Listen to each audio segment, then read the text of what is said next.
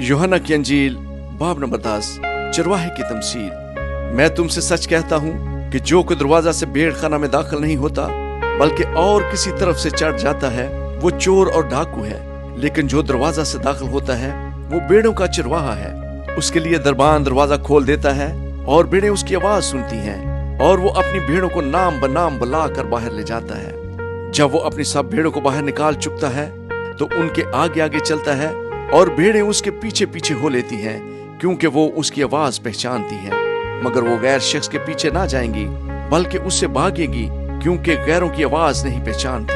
यीशु ने उनसे ये तमसील कही, लेकिन वो ना समझे कि ये क्या बातें हैं जो हमसे कहता है। यीशु अच्छा चरवाहा है। बस यीशु ने उनसे फिर कहा, मैं तुमसे सच कहता हूँ कि भेड़ों का दरवाजा मैं हूँ। जितने मुझसे पहले आए सब चोर और डाकू हैं, मगर भेड़ों ने उनकी ना सुनी। दरवाजा मैं हूँ। अगर कोई मुझसे दाखिल हो तो नजात पाएगा और अंदर बाहर आया जाया करेगा और चारा पाएगा। चोर नहीं आता मगर चुराने और मार डालने और हलाक करने को। मैं इसलिए आया कि वो जिंदगी पाएं और कसरत से पाएं। अच्छा चरवाहा मैं हूँ। अच्छा चरवाहा भेड़ों के लिए अपनी जान देता है। मजदूर जो ना चरवाहा है ना भेड़ों का मालिक, भेड़िए को आते देखकर भेड़ों को छोड़कर भाग जाता है और भेड़िया उनको पकड़ता और परागंदा करता है। वो इसलिए भाग जाता है कि मजदूर है और उसको भेड़ों की फिक्र नहीं। अच्छा चरवाहा मैं हूँ। जिस तरह बाप मुझे जानता है और मैं बाप को जानता हूँ, इसी तरह मैं अपनी भेड़ों को जानता हूँ और मेरी भेड़ें मुझे जानती हैं और मैं भेड़ों के लिए अपनी जान देता हूँ। और मेरी और भी भेड़ें हैं जो इस भेड़ खाना की नहीं, मुझे उनको भी लाना जरूर है और वो मेरी आवाज सुनेंगी। फिर एक ही गल्ला और एक ही चरवाहा होगा। बाप मुझसे इसलिए मोहब्बत रखता है कि मैं अपनी जान देता हूँ ताकि उसे फिर ले लूं। कोई उसे मुझसे छीनता नहीं बल्कि मैं उसे आप ही देता हूँ। मुझे उसके देने का इख्तियार है और उसे फिर लेने का भी इख्तियार है। ये हुक्म मेरे बाप से मुझे मिला। इन बातों के सबब से यहूदियों में फिर इख्तलाफ हुआ। उनमें से बतेरे तो कहने लगे कि इसमें बदरू है और वो दीवाना है, तुम उसकी क्यों सुनते हो?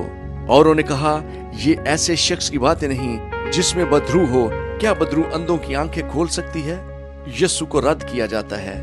यरूशलेम में ईद तजदीद हुई और जाड़े का मौसम था और यीशु हैकल के अंदर सुलेमानी बरामदा में टहल रहा था। बस यहूदियों ने उसके गिर्द जमा होकर उससे कहा, तू कब तक हमारे दिल को डवाडोल रखेगा? अगर तू मसीह है तो हमसे साफ कह दे। यीशु ने उन्हें जवाब दिया, मैंने तुमसे कह दिया मगर तुम यकीन नहीं करते। जो काम मैं अपने बाप के नाम से करता हूँ वही मेरे गवाह हैं, लेकिन तुम इसलिए यकीन नहीं करते कि मेरी भेड़ों में से नहीं हो। मेरी भेड़ें मेरी आवाज सुनती हैं और मैं उन्हें जानता हूँ और वो मेरे पीछे पीछे चलती हैं और मैं उन्हें हमेशा की जिंदगी बख्शता हूँ और वो अब तक कभी हलाक ना होंगी और कोई उन्हें मेरे हाथ से छीन ना लेगा। मेरा बाप जिसने मुझे वो दी हैं सबसे बड़ा है और कोई उन्हें बाप के हाथ से नहीं छीन सकता। मैं और बाप एक है। यहूदियों ने उसे संसार करने के लिए फिर पत्थर उठाए। यीशु ने उन्हें जवाब दिया कि मैंने तुमको बाप की तरफ से बतेरे अच्छे काम दिखाए हैं, उनमें से किस काम के सबब से मुझे संसार करते हो? यहूदियों ने उसे जवाब दिया कि अच्छे काम के सबब से नहीं बल्कि कुफर के सबब से तुझे संसार करते हैं और इसलिए कि तू आदमी होकर अपने आप को खुदा बनाता है। यीशु ने उन्हें जवाब दिया, क्या तुम्हारी शरीयत में ये नहीं लिखा कि मैंने कहा तुम खुदा हो?